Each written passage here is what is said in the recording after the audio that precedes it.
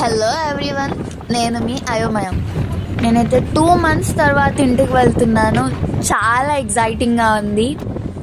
8:20కి ఉన్న బస్ కోసం నేను 6:15కి లేచి 7:15 లోపు ఆటో బుక్ చేసుకొని బస్ రావడానికి 1/2 కన్నా ముందే బస్ స్టాండ్లో ఉన్నాను.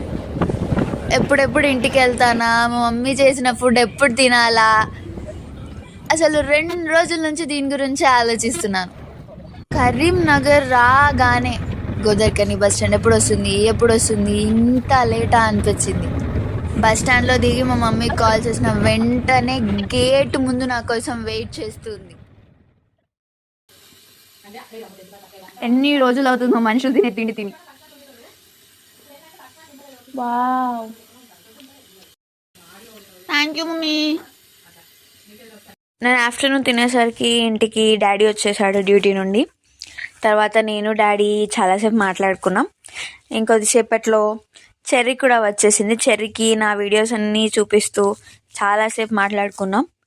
అండ్ అంతలోపే ఈవినింగ్ అయిపోయింది. డాడీ వాకింగ్కి వెళ్ళి వచ్చాడు. మంచూరియా తీసుకొద్దామని చెప్పి ఇద్దరం కలిసి బయటికి వెళ్ళాం.